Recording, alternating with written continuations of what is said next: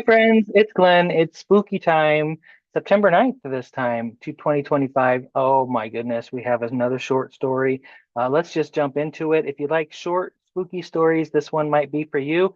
And if you don't, then you're just a sad individual, aren't you? And this one's called Keep Quiet. The fire was hungry, a beast gorging itself on the cheap timber and vinyl siding of the Castle Point apartment. It had a voice, something like a muffled airplane slowly powering up before takeoff. Clara Thorne stood just outside the chaos of gawkers and emergency vehicles, the air around her thick with the ghosts of things that she used to own. She picked out the odor of her record collection melting into a black, bubbling goo.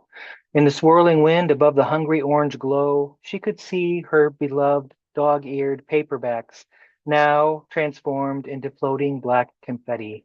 She was awash in the odors of her life being reduced to a homogenized scent of ruin.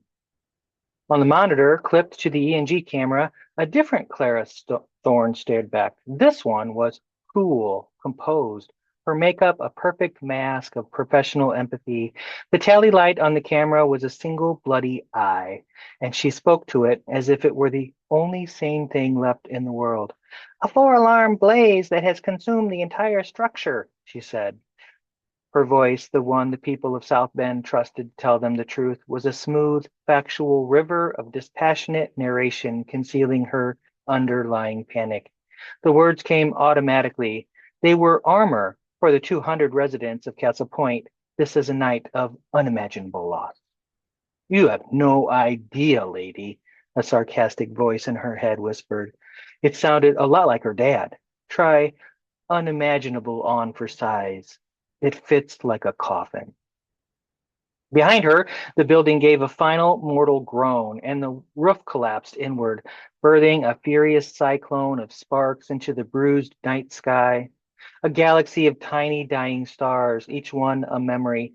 There goes the chipped coffee mug she'd had since she were in college. There goes the Afghan her grandmother had knitted, the one that always smelled faintly of mothballs and love. Gone. All gone. Back to you in the studio, Tom.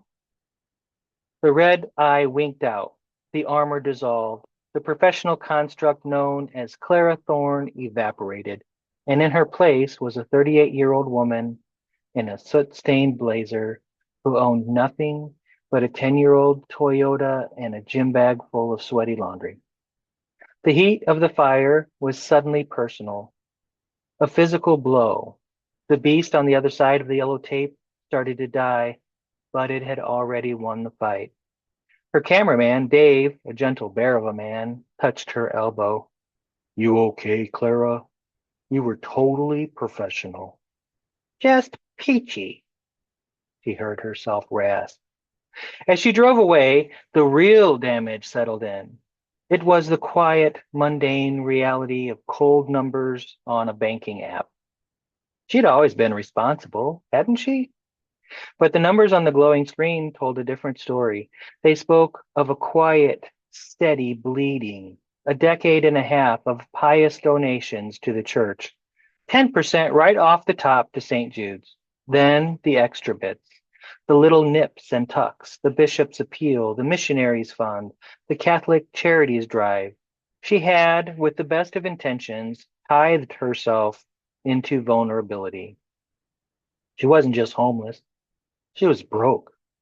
And this was a very American kind of problem, an unforeseen catastrophe, the one that pushes you right over the edge you've spent your whole life pretending wasn't there. She couldn't help but remember a story she covered years ago about how so many people live beyond their means and are one bad break away from homelessness. There was no place to go.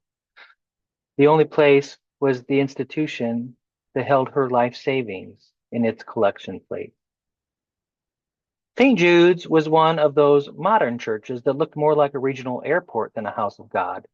Inside, the silence was vast and sterile, smelling of lemon polish and a faint underlying hint of damp old stone. It was the kind of quiet that feels like it's listening. Father Michael glided out of the sacristy, His professional smile clicked firmly into place. It was a politician's smile, all teeth and no warmth. It was a kind of smile that assured you of salvation while asking you for money. Clara felt conflicted. She wanted a softer heart in this moment, to view Father Michael in a more charitable light, but she was drowning in her own troubles and she simply had no more to give. Clara, my dear child, I saw the broadcast. Such a tragedy. I was praying for the victims. One of them is here. Her voice was not as soft as she wanted it to be. My home is Ash. I need help. Can I get you to do a special collection for me? Or just a bridge loan? Call it in advance on 15 years of tithes and gifts. He blinked. Oh, Clara, how terrible. But your faith is strong. God provides. Father Michael, I've been paying you for years.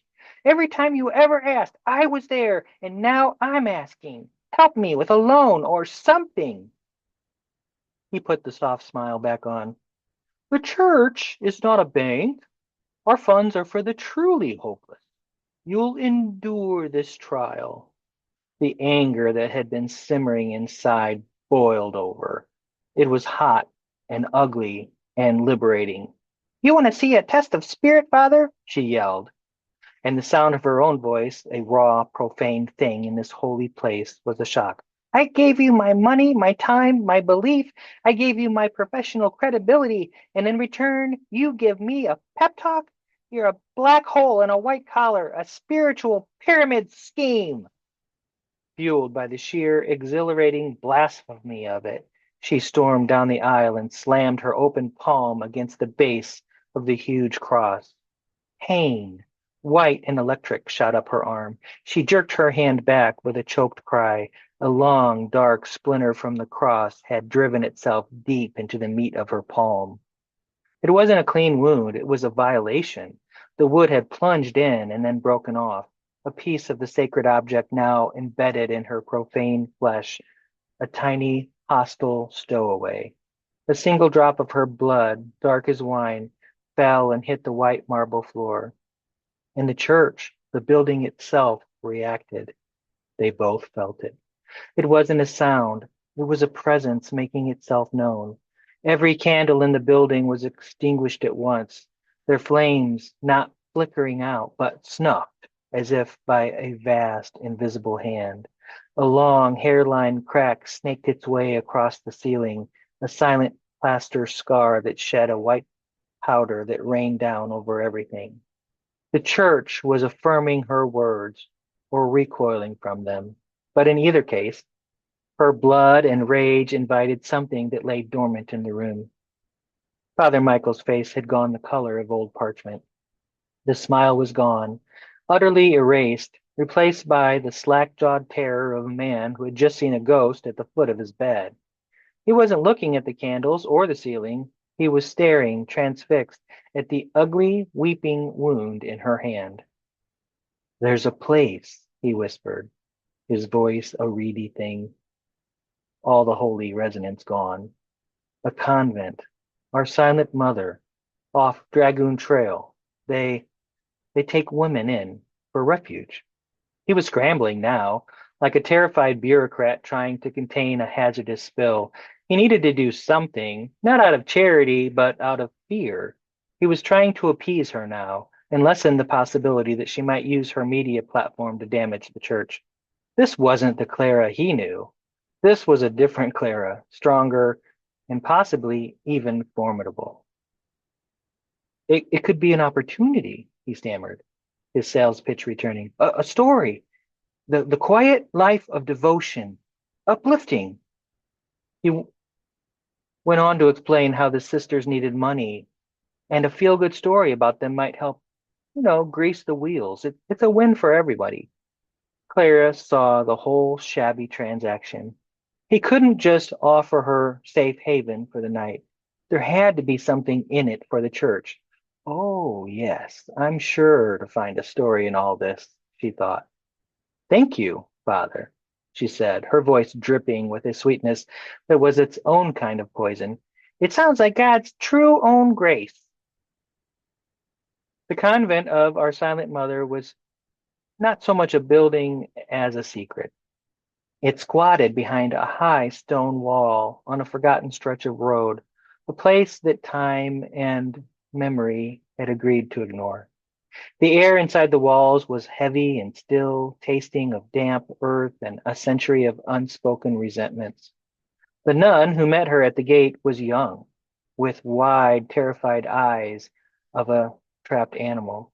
She did not speak at all, and any small sound, the crunch of Clara's shoes on the gravel, the soft thump of her duffel bag against the stone threshold, made the girl visibly flinch, a reaction that was deeply abnormal. Immediately, this convent did not feel like a place of peaceful contemplation. It felt like a place of profound pathological fear. Something put that nun on edge. It was palpable and unnerving. She was led to her room, a stone cell designed to scrub the soul clean of all comfort. The nun nodded and she left Clara to settle in. She turned the doorknob and pulled the door shut so slowly that it closed nearly silently. It felt like a lesson. This is how you close a door. And with that lesson, the silence itself seemed to be the loudest thing in the room. It wasn't merely an absence of noise. It felt like a presence. It was thick, listening. It was a waiting thing, a predator waiting to pounce. The next morning, Clara left to return to work. She asked the news station for an advance, and they said no. But they did grant her a few weeks to produce a story about the convent. Apparently, Father Michael had already called her boss with the request. Well, with this in mind, she hatched a plan. By promising to do a story, she would continue to be paid while she was living free at the convent for several weeks. She made good money, so a few weeks of paychecks was all she'd really need to get her new apartment up and put her life back together. Funny how fast the money would pile up now that she decided to stop giving to the church. After living for a few days in a convent, she was starting to feel anxious. She needed to find a story here, something unexpected. She was not going to be Father Michael's mouthpiece. And more than that, there was really something strange going on here. Clara kept keeping a notebook, a journalist's habit now that felt like an anchor to sanity. They're not worshiping God, she wrote. I heard a whisper just before daybreak. They're trying to keep something asleep. Each night she's heard the sound of stifled weeping from another cell, the sound of pure, hopeless misery. The weeping would always end abruptly, cut off mid-sob, as if the woman had been smothered. And in the deeper silence that followed, Clara sometimes felt a cold spot drift past her, a patch of intelligent cold that made the hairs on her arm stand up. She tried to make notes about this in her book, but no matter how carefully she tried to express it, when she read it back, she sounded like a lunatic. The splinter in her palm was a constant throbbing misery. She tried to dig it out, but it was too deep. The skin around the wound had taken on a strange, bruised, purplish color, and sometimes in the faint candlelight, she thought she could see dark lines spreading from it, like tiny black veins. It felt active. It felt like it was digging itself deeper. She kept investigating. Her break came in the scriptorium, a library of moldering, forgotten books adjacent to the chapel. The cold in this room was a living entity, a physical weight that pressed on her chest. She found a diary here, a loose floorboard, a hidden cavity, a leather-bound journal. It was a classic Gothic trope, but the frantic spiderweb handwriting inside was terrifyingly real. It was the personal log of a woman sent here in the 1950s. The date's messed up here. September 14th, 1911. The sin is not just silence. The sin is the sound of coins. I write this confession by the last light of a guttering candle. Bishop Alistair visited today. He did not come to pray, he came to inspect his accounts. I was mending a tapestry in the sacristy, hidden from view, and I heard everything. The abbeys fretted over our dwindling funds, the cost of bread, the leaking roof. The bishop laughed. It was not a kind sound. The faithful are generous, he told her. Every Sunday they fill the plates to feed the poor. Who are we to deny them their holy work? But I see now that the money never reaches the poor. It does not buy bread for the hungry or blankets for the cold. It pays for this place. It pays for the stone and mortar that wall us in. It secures this larder for the hollow thing in the chapel. The bishop called this convent his solution, a final repository for troublesome souls. I heard him list them with satisfaction. The young priest who questioned the sale of indulgences, the scholar who found errors in the Latin text, the outspoken woman who dared to ask for a voice. They are not sent here for pious repentance. They are sent here for disposal. It is a cruel, perfect, self-sustaining design. He knows that people of loud conviction cannot fall silent on command. It is against their very nature. He sends his critics to the one place in his diocese where speaking out is a death sentence. Their passionate arguments, their whispered heresies, their desperate prayers, they are all just different ways of ringing the dinner bell. So this is the church's great profane machine. The tithes collected to feed the poor are instead used to run a prison. The prison is filled with anyone who speaks out against the church's power, and their inevitable failure to observe the silence creates a never-ending flow of souls to be devoured by the creature that guarantees the bishop's authority. He doesn't just silence his critics, he makes them fuel for his engine of terror, and the piously donated coins of the faithful pay for every last scream. As she read the last spidery sentence, a clap of thunder, loud as a cannon shot, shook the convent to its foundations. Clara yelped, a small, sharp cry of shock. She slapped a hand over her mouth, her eyes wide with terror. That yelp! Had she rung the bell? Oh, I'm really losing it now. A new sound began, rhythmic and insane in the crushing quiet. Drip, drip, drip. A leak in the chapel roof. Each drop was a tiny hammer blow against the relentless silence. She walked into the chapel. The nuns were there, a flock of terrified sheep, their eyes fixed on the ceiling. Water was falling onto the stone floor with an echoing clink. Then an old nun tried to catch the water in a brass basin, and the sound changed to a loud metallic clang. The young sister, who I first met when I arrived, dropped to her knees and started praying out loud, "Oh, Heavenly Father, protect us now." And with a sudden swiftness, one of the older nuns clamped a hand over her mouth, stifling the prayer. The shadows in the corner of the chapel, the ones by the altar that had always seemed unnaturally deep, began to move. They were not shadows anymore. They were something else, a black, thick, oily substance that was pulling itself up from the floor, coalescing into a shape.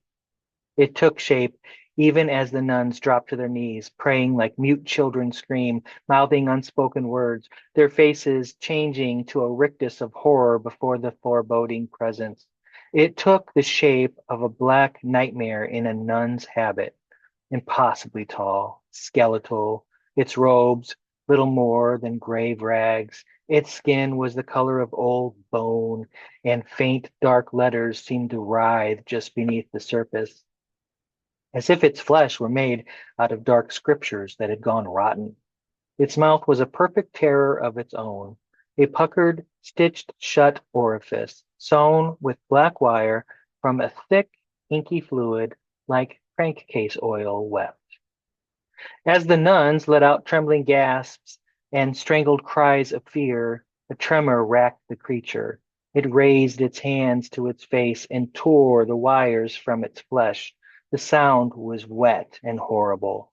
The jaw, now free, unhinged, it stretched, distended, became a black, silent, screaming hole, an entrance to a place where light and hope had never existed.